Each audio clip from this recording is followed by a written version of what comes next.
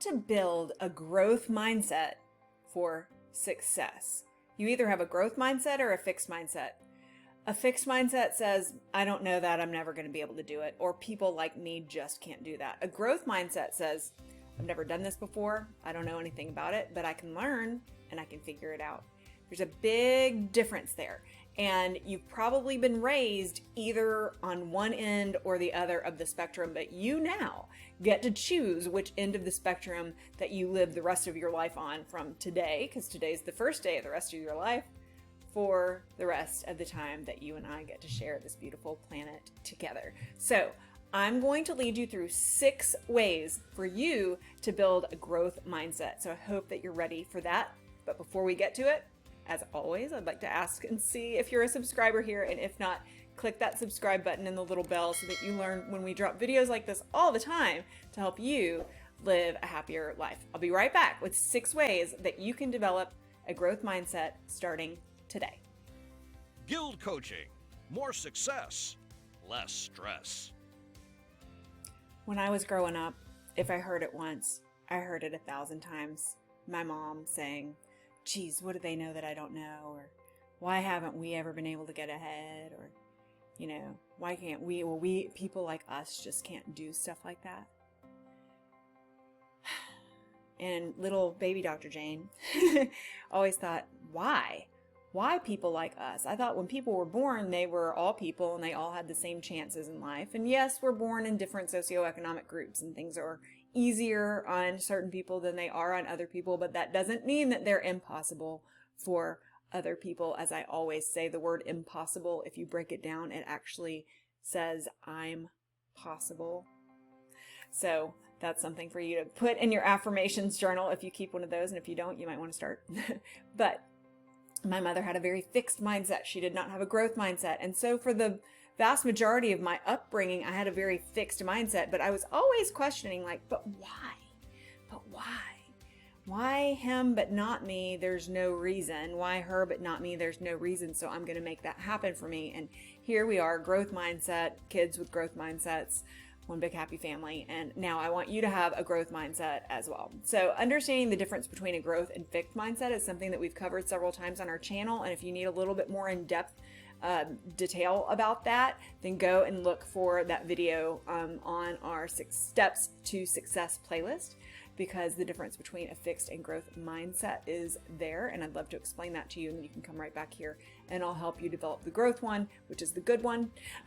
You do want the growth one. You don't want the fixed one. Okay. The number one way to develop a growth mindset, and you've got to start with this one, because if you don't recognize the thoughts that are going on in your head on the regular basis, then they'll continue to shape your patterns.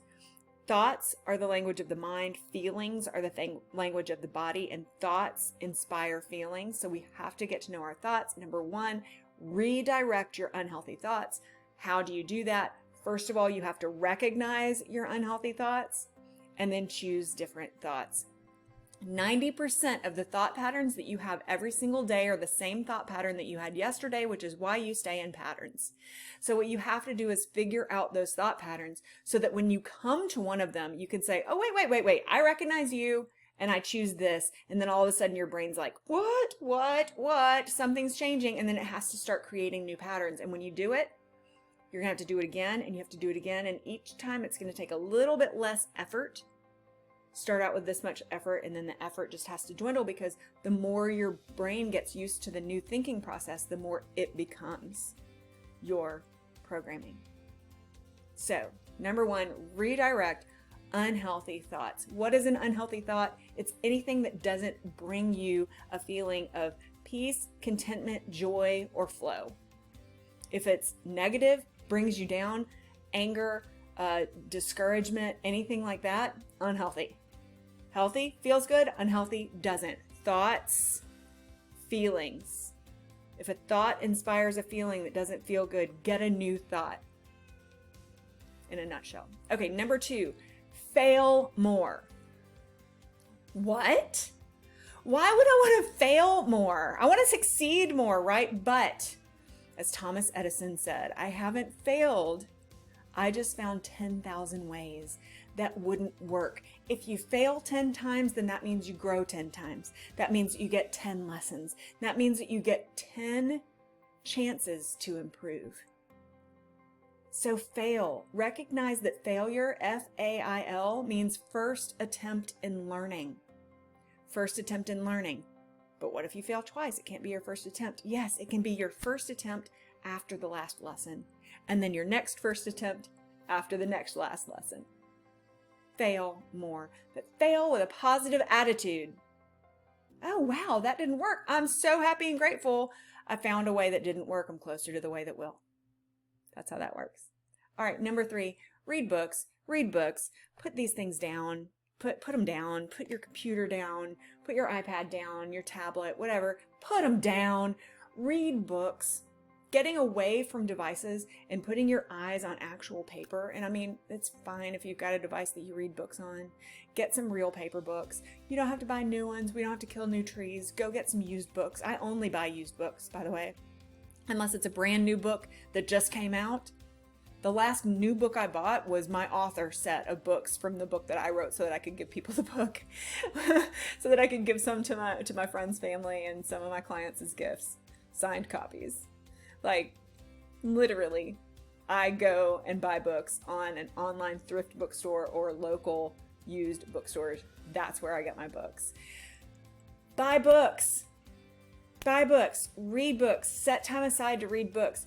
Reading, the actual act of reading, whether it's fiction or nonfiction, whether it's self-help or spiritual growth and development, whatever, it helps your brain to develop problem-solving skills. It helps your brain to stretch into its areas of creativity. It uses different tracks that we're not using when we're scrolling all day and letting other people tell us 50 different topics that we don't really need to know about, and finding the 50 different products that are going to take 10 years off your face or 3 inches off your thighs or whatever those, all the products are that you're getting all day long when you're scrolling.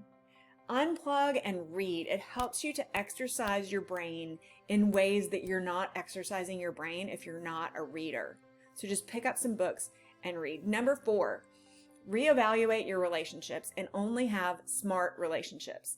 Does this mean that you need to break up with half your friends or divorce your spouse? No, but it means that you only need to invest and focus on relationships that serve you. This does not mean that you don't serve the relationship as well. So an example of a relationship that serves me beautifully, but which I also serve as well, other than my marriage, because I talk about Bob, my husband, all the time. He's my best friend and my partner and my husband, and I just absolutely adore him, but you guys have heard about Bob a lot. So let's just talk about one of my best friends. Her name is Jill. She's delightful, and we have skill sets that cross and we have skill sets that do not cross. And I serve her. I'm there for her. She's there for me, anything that I need. That relationship serves me because it is that infinity symbol. It's the symbol of give and take and fluidity. That is the type of relationship that you need to have. One-way relationships don't serve you. People who are just takers and you constantly feel like your cup is emptied to them don't serve you. Okay, so reevaluate your relationships. You don't have to break up with a bunch of people. You don't have to disconnect from all your friends, but you can choose to invest your time differently if you have evaluated the relationships and you ask, is this a smart relationship? Does it make sense for me? Does it feel good on the regular? Do I invest as much as I take? Do I take as much as I invest, or at least is there some sort of equilibrium there? Is there an equal exchange of energy? Does it feel good? And does it help to point me in the direction of my goals? All right, number 5, I cannot stress this enough. It might not be me. It might be me. It might be somebody else. But it definitely does not need to be a close friend or family member, neighbor. You need a mentor. You need a mentor. I have a mentor. I have 2 coaches and a mentor, all different people. And all of mine are paid, actually, because I want them to make me their top priority. And when you're paying for somebody's attention, then you become their top priority. And I have several clients who use me as a mentor. Other clients who use me as a coach and other clients who use me as a psychotherapist, I can be one or all three at any given time to any of those people. You need a mentor. Why do you need a mentor? It's because you need someone who's invested in you that's not willing to let you off the hook easily. You need somebody who is willing to tell you the hard truths that other people may not want to tell you. An example of a hard truth that somebody may not want to tell you. There were all sorts of red flags in my life years ago before I started actively really focusing and paying attention to law of attraction and those principles. I married a person who is just a wretched creature and is unhappy, and I don't think that he likes himself very well. But I didn't really see, I think everybody's pretty much been in one of those relationships where at the beginning everything is really rosy and you think everything's great, and we rushed into the marriage really quickly before I realized what I had pledged myself to. And my mom, my own mother, my siblings saw these red flags. And later, he ended up being physically violent and emotionally abusive, and he filed for divorce. And I was very grateful for that gift that he gave me of separation permanently that freed me up for happiness and a positive spouse experience. But during the divorce, my friends, my mom, my siblings, they were like, yeah, well, we saw these warning signs, but we didn't want to tell you. What? Why? Because they wanted to protect their role in my life. They didn't want me to be mad at them in that moment. And so they didn't have the guts to tell me the things that I didn't want to hear at the time, but I probably should have heard. That is what a mentor does for you. And maybe not just in romantic relationships. Well, definitely not just in romantic relationships, but that as well. If that is their role, to go there with you. But in work, in personal life, professional decisions, relationships, communication, seeing what you're not seeing, we all have blind spots. And in order to see what we're not seeing or understand what we're not seeing, we need a mentor to tell us. That's why you need a mentor. If you'd like to talk with us about mentorship with GILD Coaching, you can email me directly, jane@guildcoaching.com.